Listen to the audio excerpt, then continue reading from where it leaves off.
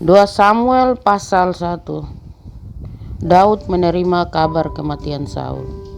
Setelah Saul mati dan ketika Daud kembali sesudah memukul kala orang Amalek dan tinggal 2 hari di Siklag, maka datanglah pada hari ketiga seorang dari tentara dari pihak Saul dengan pakaian terkoyak-koyak dan tanah di atas kepala. Ketika ia sampai kepada Daud, sujudlah ia ke tanah dan menyembah. Bertanyalah Daud kepadanya, "Dari manakah engkau?" Jawabnya kepadanya, "Aku lolos dari tentara Israel." Bertanyanya lah pula Daud kepadanya, "Apakah yang terjadi? Coba ceritakan kepadaku." Jawabnya, "Rakyat telah melarikan diri dari pertempuran. Bukan saja banyak dari rakyat yang gugur dan mati, tetapi Saul dan Yonatan anaknya juga sudah mati." Lalu Daud berkata kepada orang muda yang membawa kabar kepadanya itu, "Bagaimana kau ketahui bahwa Saul dan Yonatan anaknya sudah mati?" Orang muda yang membawa kabar kepadanya itu berkata, "Kebetulan aku ada di pegunungan Gilboa." Maka tampaklah Saul bertelahkan pada tombaknya, sedang kereta-kereta dan orang-orang berkuda mengejarnya. Ketika menoleh ke belakang, ia melihat aku, lalu memanggil aku dan aku berkata, "Ya Tuanku." Ia bertanya kepadaku, "Siapakah engkau?" Jawabku kepadanya, "Aku seorang Amalek." Lalu katanya kepadaku, "Datanglah kemari dan bunuhlah aku, sebab kekejangan telah menyerang aku. Tetapi aku masih bernyawa." Aku datang ke dekatnya dan membunuh dia, sebab aku tahu ia tidak dapat hidup terus setelah jatuh. Aku mengambil jejamang yang ada di kepalanya dan gelang yang ada pada lengannya, dan inilah dia kubawa kepada tuanku. Lalu Daud memegang pakaiannya dan mengoyakkannya, dan semua orang yang bersama-sama dengan dia berbuat demikian juga. Dan mereka meratap, menangis dan berpuasa sampai matahari terbenam karena Saul, karena Yonatan anaknya, karena umat Tuhan dan karena kaum Israel, sebab mereka telah gugur oleh pedang. Kemudian bertanyalah Daud kepada orang muda yang membawa kabar itu kepadanya, "Asalmu dari mana?" Jawabnya, "Aku ini anak perantau orang Amalek." Kemudian berkatalah Daud kepadanya, "Bagaimana tidakkah engkau segan mengangkat tanganmu memusnahkan orang yang diurapi Tuhan?" Lalu Daud memanggil salah seorang dari anak buahnya dan berkata, "Kemari, paranglah dia." Orang itu memarangnya sehingga mati. Dan Daud berkata kepadanya, "Kau tanggung sendiri darahmu, sebab mulutmu lah yang menjadi saksi menentang engkau." Karena berkata, "Aku telah membunuh orang yang diurapi Tuhan." Ratapan Daud karena Saul dan Yonatan. Daud menyanyikan nyanyian ratapan ini karena Saul dan Yonatan anaknya. Dan ia memberi perintah untuk mengajarkan nyanyian ini kepada Bani Yehuda. Itu ada tertulis dalam kitab orang jujur. "Kepermainanmu, hai Israel, mati terbunuh di bukit-bukitmu. Betapa gugur para pahlawan. Janganlah kabarkan itu di Gad. Janganlah beritakan itu di lorong-lorong Askelon, supaya jangan bersuka cita anak-anak perempuan orang Filistin, supaya jangan beria-ria anak-anak perempuan orang-orang yang tidak bersunat. Hai gunung-gunung di Gilboa, jangan ada embun, jangan ada hujan di atas kamu. Hai padang-padang pembawa kematian, sebab di sanalah perisai para pahlawan dilumuri. Perisai Saul yang tidak diurapi dengan minyak, tanpa darah orang-orang yang mati terbunuh, dan tanpa lemak para pahlawan. Panah Yonatan tidak pernah berpaling pulang, dan pedang Saul tidak kembali dengan hampa. Saul dan Yonatan orang-orang yang dicintai dan yang ramah, dalam hidup dan matinya tidak terpisah. Mereka lebih cepat dari burung raja wali, mereka lebih kuat dari singa. Hai anak-anak perempuan Israel, menangislah karena Saul, yang mendandani kamu dengan pakaian mewah, dari kain kirmisi yang menyematkan perhiasan emas pada pakaianmu. Betapa gugur para pahlawan di tengah-tengah pertempuran. Yonatan mati terbunuh di bukit-bukitmu. Merasa susah aku karena engkau, saudaraku Yonatan. Engkau sangat ramah kepadaku. Bagiku cintamu lebih ajaib daripada cinta perempuan. Betapa gugur para pahlawan dan musuh senjata-senjata perang. 2 Samuel pasal 2. Daud menjadi raja atas Yehuda. Kemudian bertanyalah Daud kepada Tuhan, katanya, apakah aku harus pergi ke salah satu kota di Yehuda? Firman Tuhan kepadanya, pergilah. Lalu kata Daud, kemana aku pergi? Firman-Nya, ke Hebron. Lalu pergilah Daud ke sana dengan kedua istrinya, Ahinoam perempuan Yisrael, dan Abigail bekas istri Nabal, orang Karmel itu. Juga Daud membawa serta orang-orangnya yang mengiringnya masing-masing dengan rumah tangganya. Dan menetaplah mereka di kota-kota Hebron. Kemudian datanglah orang-orang Yehuda lalu mengurapi Daud. Di sana menjadi raja atas kaum Yehuda. Ketika kepada Daud diberitahukan bahwa orang-orang Yabes Gilead menguburkan Saul, maka Daud mengirim orang kepada orang-orang Yabes Gilead dengan pesan, diberkatilah kamu oleh Tuhan, karena kamu telah menunjukkan kasihmu kepada Tuanmu Saul dengan menguburkannya. Oleh sebab itu Tuhan kiranya menunjukkan kasih dan setianya kepadamu. Aku pun akan berbuat kebaikan yang sama kepadamu, karena kamu telah melakukan hal yang demikian. Kuatkanlah hatimu sekarang dan jadilah orang-orang yang gagah perkasa. Sekalipun Tuanmu Saul sudah mati, dan aku telah diurapi oleh kaum Yehuda menjadi raja atas mereka. Peperangan antara Daud dan Isboset. Abner bin Ner, panglima Saul, telah mengambil Isiboset anak Saul dan membawanya ke Mahanaim, serta menjadikannya raja atas Gilead, atas orang Asyuri, atas Yisrael, atas Efraim, dan atas Benyamin, bahkan atas seluruh Israel. Isiboset bin Saul berumur 40 tahun pada waktu ia menjadi raja atas Israel, dan ia memerintah 2 tahun lamanya. Hanyalah kaum Yehuda yang mengikuti Daud, dan lamanya Daud memerintah di Hebron atas kaum Yehuda adalah 7 tahun dan 6 bulan. Lalu Abner bin Ner dan dengan anak buah Isiboset bin Saul bergerak maju dari Mahanaim ke Gibeon. Juga Yoab anak Seruya dan anak buah Daud bergerak maju. Mereka saling bertemu di telaga Gibeon, lalu tinggal di sana, pihak yang satu di tepi telaga sebelah sini dan pihak yang lain di tepi telaga sebelah sana. Berkatalah Abner kepada Yoab, biarlah orang-orang muda tampil dan mengadakan pertandingan di depan kita. Jawab Yoab, baik. Lalu tampillah mereka dan berjalan lewat dengan dihitung 12 orang dari suku Benyamin, dari Isiboset anak Saul, dan 12 orang dari anak buah Daud. Kemudian mereka masing-masing menangkap kepala lawannya dan menikamkan pedangnya ke lambung lawannya, sehingga rebahlah mereka bersama-sama.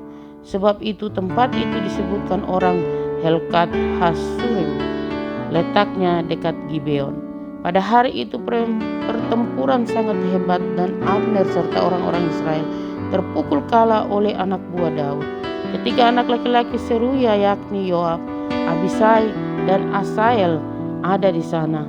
Asael cepat larinya seperti kijang di padang. Asael mengejar Abner dan tidak menyimpang ke kanan atau ke kiri dalam membuntutinya. Lalu Abner berpaling ke belakang dan bertanya, "Engkaukah itu Asael?" Jawabnya, "Ya aku." Kemudian berkatalah Abner kepadanya, "Menyimpanglah ke kiri atau ke kanan. Tangkaplah salah seorang dari orang-orang muda itu dan ambillah senjatanya." Tetapi Asael tidak mau berhenti membuntuti Abner. Berkatalah sekali lagi Abner kepada Asael, "Berhentilah membuntuti aku. Apa aku harus memukul engkau sampai jatuh? Bagaimana aku dapat memandang muka Yoab, abangmu itu?" Tetapi Asael menolak berhenti. Lalu Abner menusuk ke belakang, ke perut Asael dengan tombaknya, sehingga tombak itu menembus belakangnya, dan rebahlah ia di sana dan mati di tempat itu juga. Semua orang yang datang ke tempat Asael rebah dan mati itu, berhenti di sana. Tetapi Yoab dan Abisai mengejar Abner ketika matahari masuk dan mereka sampai ke dekat bukit Ama yang ada di sebelah timur Gia, ke arah padang gurun Gibeon. Berhimpunlah Bani Benyamin di belakang Abner menjadi satu gabungan dan bersiap-siap di puncak sebuah bukit. Berseru Abner kepada Yoab, haruskah pedang makan terus-menerus? Tidak tahukah engkau bahwa kepahitan datang pada akhirnya? Berapa lama lagi engkau tidak mau mengatakan kepada rakyat itu supaya mereka berhenti memburu saudara-saudaranya? Jawab Yoab, demi Allah yang hidup, sekiranya engkau berbicara tadi, maka tentulah sudah dari tadi pagi rakyat menarik diri dari memburu saudara-saudaranya. Lalu Yoab meniup sangkakala dan seluruh rakyat berhenti. Mereka tidak lagi mengejar orang Israel dan tidak berperang lagi. Semalam-malaman Abner dan orang-orangnya berjalan melalui Araba Yordan, menyeberangi sungai Yordan, berjalan terus hampir sepanjang siang, lalu sampai ke Mahanaim. Ketika Yoab berhenti memburu Abner dan menghimpunkan seluruh rakyat, ternyata 19 orang dari anak Daud, buah Daud, hilang termasuk Asael. Tetapi anak buah Daud menewaskan dari suku Benyamin dari orang-orang Abner 360 orang. Mereka mengangkat mayat Asael dan menguburkannya di dalam kubur ayahnya yang di Betlehem. Kemudian berjalanlah Yoab dan orang-orangnya semalam-malaman itu dan sampai ke Hebron ketika hari sudah terang. Samuel pasal 3. Peperangan antara keluarga Saul dan keluarga Daud. Berlarut-larut Daud kian lama kian kuat, sedang keluarga Saul kian lama kian lemah. Anak-anak lelaki Daud. Di Hebron lahirlah bagi Daud anak-anak lelaki. Anak sulungnya ialah Amnon dari Ahinoam perempuan Yisrael. Anaknya yang kedua ialah Kileab dari Abigail bekas istri Nabal orang Karmel. Yang ketiga ialah Absalom anak dari Maakah anak perempuan Talmai raja Gesur. Yang keempat ialah Adonai anak dari Hagit. Yang kelima ialah Sefakja anak Abital. Dan yang keenam ialah Yitream dari Elga istri Daud. Semuanya ini dilahirkan bagi Daud di Hebron. Abner memihak Daud. Selama ada peperangan antara keluarga Saul dan keluarga Daud, maka Abner makin mendapat pengaruh di antara keluarga Saul. Saul mempunyai gundik yang bernama Ribka. Dia anak perempuan ayah. Berkatalah Isi-Boset kepada Abner, mengapa kau hampiri gundik ayahku? Lalu sangat marahlah Abner karena perkataan Isi-Boset itu. Katanya, kepala anjing dari Yehudakah aku? Sampai sekarang aku masih menunjukkan kesetiaanku kepada keluarga Saul, ayahmu, kepada saudara-saudaranya dan kepada sahabat-sahabatnya, dan aku tidak membiarkan engkau jatuh ke tangan Daud. Tetapi sekarang engkau menuduh aku berlaku salah dengan perempuan. Kiranya Allah menghukum Abner bahkan lebih lagi daripada itu, jika tidak kulakukan kepada Daud seperti yang dijanjikan Tuhan dengan bersumpah kepadanya, yakni memindahkan kerajaan dari keluarga Saul dan mendirikan takhta kerajaan Daud atas Israel dan atas Yehuda, dan dari sampai Betsheba. Dan Isi-Boset tidak dapat lagi menjawab sepatah kata pun kepada Abner karena takutnya kepadanya. Lalu Abner mengirim utusan kepada Daud dengan pesan, milik siapakah negeri ini? Adakah perjanjian dengan aku? Maka sesungguhnya aku akan membantu engkau untuk membawa seluruh orang Israel memihak kepadamu. Jawab Daud, baik, aku akan mengadakan perjanjian dengan engkau.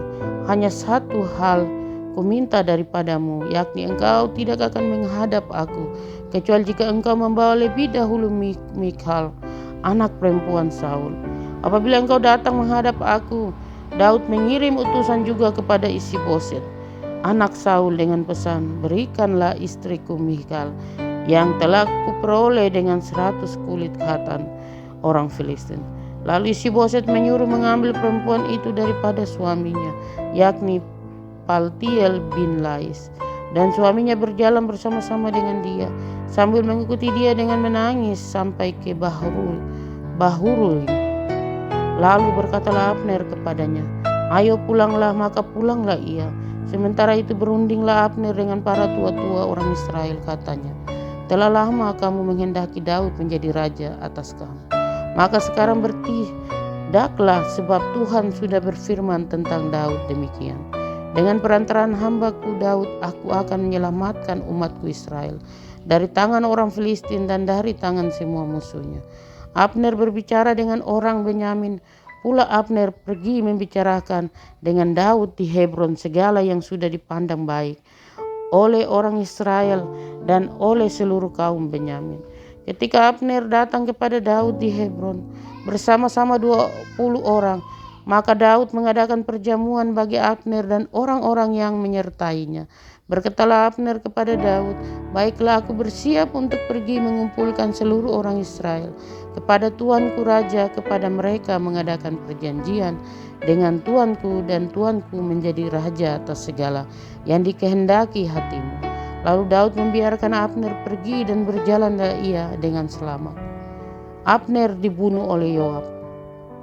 Anak buah Daud dan Yoab baru saja pulang setelah mengadakan penggerebekan, dan mereka membawa pulang jarahan yang banyak. Tetapi Abner tidak lagi bersama-sama Daud di Hebron, sebab ia telah dilepasnya pergi dengan selamat. Ketika Yoab bersama dengan segenap tentaranya sudah pulang, diberitahukan kepada Yoab demikian, Abner bin Ner telah datang kepada raja, dan ia sudah dibiarkannya pergi dengan selamat. Kemudian pergilah Yoab kepada raja, katanya, "Apakah yang telah kau perbuat? Abner telah datang kepadamu, mengapa engkau membiarkannya begitu saja? Apakah engkau tidak kenal Abner bin Ner itu? Ia datang untuk memperdaya engkau dan untuk mengetahui gerak-gerikmu dan untuk mengetahui segala yang hendak kau lakukan." Sesudah itu keluarlah Yoab meninggalkan Daud dan menyuruh orang menyusur Abner. Lalu mereka membawanya kembali dari Perigi Sira tanpa diketahui Daud. Ketika Abner kembali ke Hebron, maka Yoab membawanya sebentar ke samping di tengah-tengah pintu gerbang itu, seakan-akan hendak berbicara dengan dia dengan diam-diam. Kemudian ditikamnya lah dia di sana pada perutnya sehingga mati, membalas darah Asel adiknya. Ketika hal itu didengar Daud, kemudian berkatalah ia, "Aku dan kerajaanku tidak bersalah di hadapan Tuhan sampai selama-lamanya terhadap darah Abner bin Ner itu. Biarlah itu ditanggung oleh Yoab sendiri dan seluruh kaum keluarganya. Biarlah dalam keturunan Yoab tidak putus-putusnya ada orang yang mengeluarkan lelehan, yang sakit kusta, yang bertongkat, yang tewas oleh pedang, atau yang kekurangan makanan." Demikianlah Yoab dan Abisai adiknya membunuh Abner karena ia telah membunuh Asael, adik mereka, di Gibeon dalam pertempuran. Dan berkatalah Daud kepada Yoab dan kepada segala rakyat yang bersama-sama dengan dia, "Koyakanlah pakaianmu dan lilitkanlah pada tubuhmu kain kabun dan berataplah di depan mayat Abner." Raja Daud sendiri pun berjalan di belakang usungan mayat. Ketika orang menguburkan Abner di Hebron, maka menangislah raja dengan suara nyaring pada kubur Abner, dan seluruh rakyat pun menangis. Karena Abner, raja mengucapkan nyanyian ratapan ini, "Apakah Abner harus mati seperti orang bebalang? Tanganmu tidak terikat dan kakimu tidak dirantai. Engkau gugur seperti orang gugur oleh orang-orang durjana." Dan seluruh rakyat itu makin menangis karena dia. Seluruh rakyat datang menawarkan kepada Daud untuk makan roti selagi hari siang. Tetapi Daud bersumpah, katanya, "Kiranya Allah menghukum aku bahkan lebih lagi daripada itu, jika sebelum matahari terbenam aku mengecap roti atau apapun." Ketika seluruh rakyat melihat hal itu, mereka menganggap hal itu baik, seperti segala sesuatu yang dilakukan raja dianggap baik oleh seluruh rakyat. Maka tahulah seluruh rakyat dan seluruh orang Israel pada hari itu bahwa pembunuhan Abner bin Ner bukanlah rancangan raja. Kemudian berkatalah raja kepada para pegawainya, "Tidak tahukah kamu bahwa pada hari ini gugur seorang pemimpin, seorang besar di Israel? Tetapi aku ini sekarang masih lemah, sekalipun sudah diurapi menjadi raja. Sedang orang-orang itu, yakni anak-anak Seruya, melebihi aku dalam kekerasan." Kiranya Tuhan membalas kepada orang yang berbuat jahat setimpal dengan kejahatannya. 2 Samuel pasal 4. Isi-Boset dibunuh. Ketika didengar anak Saul bahwa Abner sudah mati di Hebron, maka hilanglah keberaniannya dan terkejutlah seluruh orang Israel. Anak Saul mempunyai 2 orang sebagai kepala gerombolan. Yang satu bernama Baana dan yang kedua bernama Rekab. Keduanya anak Rimon, orang Benyamin dari Beerot. Sebab Beerot pun terhitung daerah Benyamin. Orang Beerot sudah melarikan diri ke Gittaim dan menjadi pendatang di sana sampai sekarang. Yonatan anak Saul mempunyai seorang anak laki-laki yang cacat kakinya. Ia berumur 5 tahun ketika datang kabar tentang Saul dan Yonatan dari Israel. Inang pengasuhnya mengangkat dia pada waktu itu, lalu lari. Tetapi karena terburu-buru larinya, anak itu jatuh dan menjadi timpang. Ia bernama Mefiboset. Anak-anak Rimon orang Beerot itu, yakni Rekab dan Baana, pergi lalu sampai pada waktu hari panas terik ke rumah Isi-Boset ketika ia sedang berbaring siang hari. Kebetulan penjaga pintu rumah itu mengantuk dan tertidur ketika sedang membersihkan gandum. Demikianlah Rekab dan Baana menyusup ke dalam. Mereka masuk ke dalam rumah itu ketika Isi-Boset sedang berbaring di atas tempat tidurnya, di dalam kamar tidurnya, membunuh dia lalu memenggal kepalanya. Mereka membawa kepalanya itu lalu berjalan semalam-malaman melalui jalan dari Araba Yordan. Kepala Isi-Boset itu dibawa mereka kepada Daud di Hebron dan mereka berkata kepada raja, "Inilah kepala Isi-Boset anak Saul musuhmu itu, yang ingin mencabut nyawamu. Tuhan pada hari ini telah membiarkan tuanku raja mengadakan pembalasan atas Saul dan atas keturunannya." Tetapi Daud menjawab Rekab dan Baana, saudaranya anak-anak Rimon, orang Beerot itu, katanya kepada mereka, "Demi Tuhan yang hidup yang telah membebaskan nyawaku dari segala kesesakan, ketika ada orang yang membawa kabar kepadaku demikian, Saul sudah mati dan memandang dirinya sebagai orang yang menyampaikan kabar baik, maka aku menangkap dan membunuh dia di Siklag, dan dengan demikian aku memberikan kepadanya upah kabarnya. Terlebih lagi sekarang setelah orang-orang fasik membunuh orang yang benar di rumahnya di atas tempat tidurnya, tidakkah aku menuntut darahnya daripada kamu dan melenyapkan kamu dari muka bumi?" Sesudah itu Daud memberi perintah kepada anak buahnya untuk membunuh mereka. Tangan dan kaki mereka dipotong, kemudian mayat mereka digantung di tepi telaga di Hebron. Tetapi kepala Isi-Boset diambil dan dikuburkan di dalam kubur Abner di Hebron. 2 Samuel pasal 5. Daud menjadi raja atas seluruh Israel. Lalu datanglah segala suku Israel kepada Daud di Hebron dan berkata, "Ketahuilah kami ini darah dagingmu.